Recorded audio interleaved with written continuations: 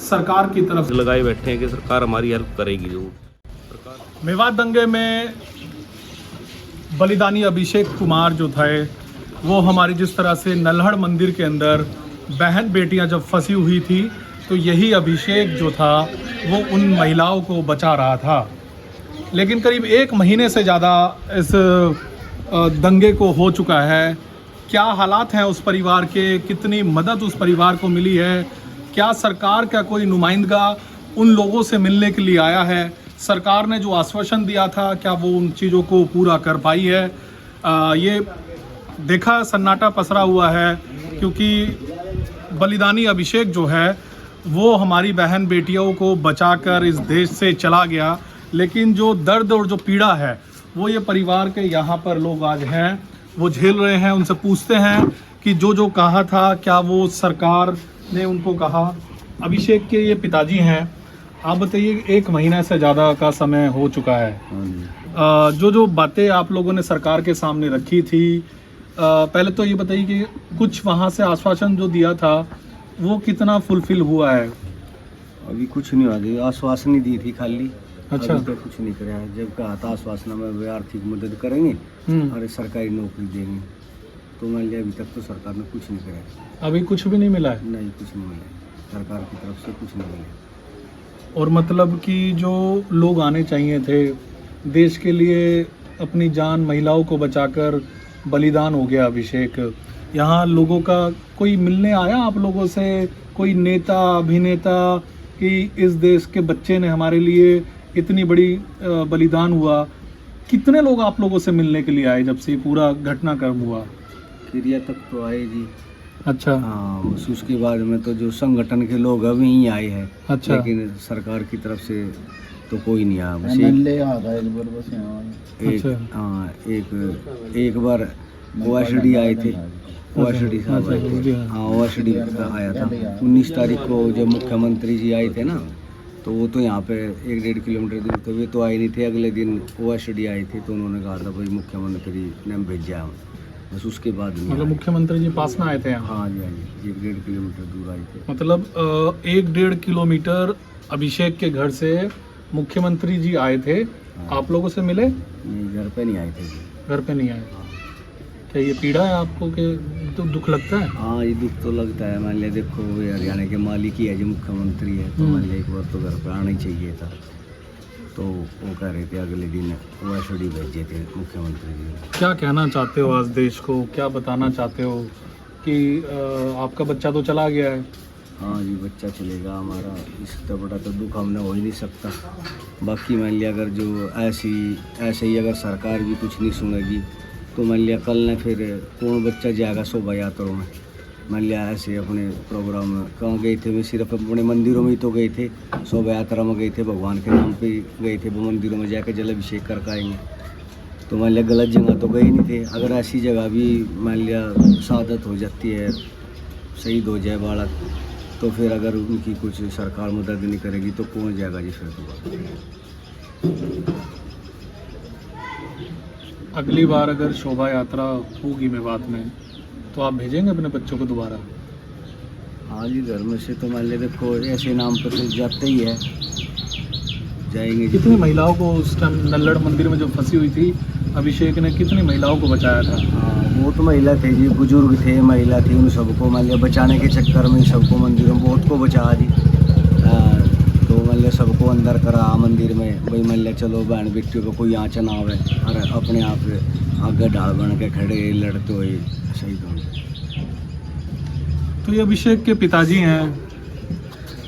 मेवात दंगों के महिलाओं को बचाते बचाते नल्हड़ में बलिदान हो गया अभिषेक का। लेकिन सबसे बड़ी दुख की जो बात है वो यही है कि इन परिवार से मिलने के लिए जिस तरह से अगर आपको याद हो अखलाक के लिए मेला लग गया था नेताओं का, पीपली लाइव बन गया था, तमाम लोग बड़े बड़े दिग्गज नेता मंत्री उस परिवार से मिलने के लिए गए थे।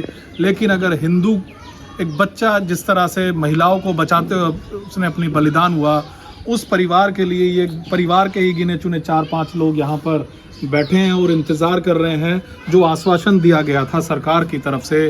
मनोहर लाल जी से हम भी उम्मीद करते हैं कि इस परिवार से जो कुछ भी हो सकता है आप, क्योंकि ये लोग आपसे बड़ी उम्मीद लगाए बैठे हैं और आपको इन लोगों का जो कुछ भी हो सकता है, चाहे वो सरकारी नौकरी हो, चाहे फिर आर्थिक मदद हो, वो इन परिवारों को मिलना चाहिए। माता जी, अभिषेक को गए 1 महीना से ज़्यादा हो गया है। सरकार की तरफ से कोई लोग आया, नेता, मुख्यमंत्री मनोहर लाल जी ने जो वायदे किए थे वो भी तक पूरे नहीं हुए। मेरी बात अभी पिताजी से हुई। क्या कहना चाहते हो आप, क्योंकि आपका बच्चा तो महिला को बचाते बचाते बलिदान हो गया इस देश के लिए।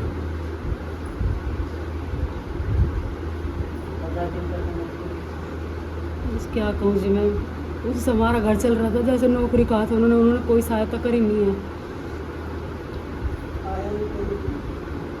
कोई नहीं आया यहाँ से पूछने, ना कोई मिलने, कोई भी नहीं। क्या कहना चाहते हो आप जी नौकरी तो दी जाए मेरे लड़के को, जो उससे घर चल रहा था वो है नहीं, और जो कोई सहायता करना चाहते हैं वो करें, लेकिन पूछने तक नहीं आया। सहायता तो क्या करेंगे ये, कोई पूछने तक भी नहीं आया। नहीं जी हाँ, कोई नहीं आया। क्या कहना चाहते हैं आप, आपका एक और बेटा है? हाँ जी, बस उससे मिले नौकरी, घर चलाने वाला तो कोई नहीं है, सब वही चला रहा था घर तो हमारा।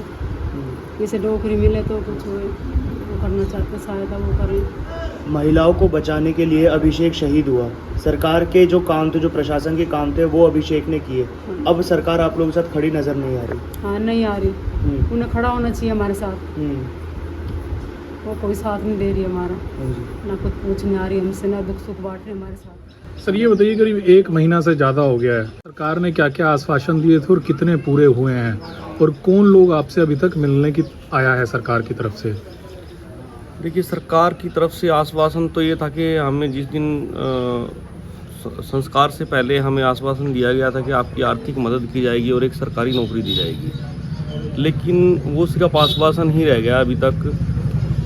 संस्कार के टाइम पे कुछ हमारे लोकल नेताजी, जैसे हमारे विधायक जी आए हैं सिर्फ, और उसके बाद क्रिया होती है, क्रिया के बाद में हमारे पास कोई नहीं आया।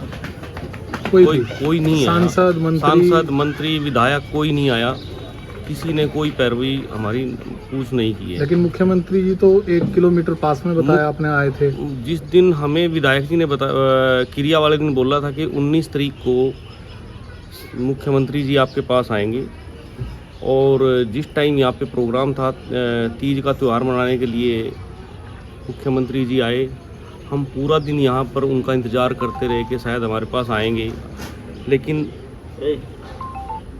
हम शाम तक इंतज़ार करते रहे। उसके बाद खबर आई कि सीएम साहब का कोई प्रोग्राम नहीं है आपके पास आने का, कोई शेड्यूल नहीं है।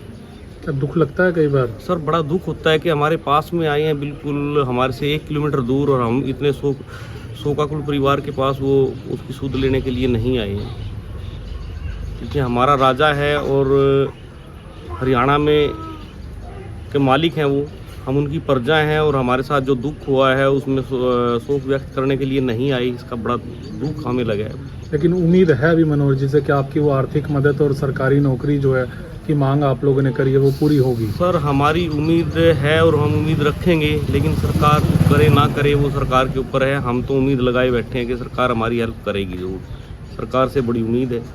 ये बलिदानी अभिषेक बजरंगी का घर है। देखिए ये पीछे तस्वीर जो देख सकते हैं आप, जय श्री राम का पूरा पहने, और नीचे माँ आज भी अपने बच्चे के इंतज़ार के अंदर यहाँ पर बैठी हैं। तमाम इलाके की महिलाएं यहाँ पर आती हैं डेली, लेकिन एक दुख और पीड़ा उसी बात की है कि जिन महिलाओं को बचाते उनका बच्चा नल्हड़ मंदिर के अंदर जब महिलाओं को बचा रहा था, लेकिन परिवार का 1 महीना से ज़्यादा बीत गया है। क्योंकि एक और भाई है, क्योंकि कमाने वाला जो अभिषेक था उसको एक छोटी सी दुकान, अपनी इलेक्ट्रिशियन की दुकान वो चलाया करता था, जिससे घर का खर्चा चला करता था। लेकिन अभिषेक के जाने के बाद अब कहीं ना कहीं आर्थिक स्थिति भी कमज़ोर होती है, क्योंकि एक बच्चा कमाने वाला था।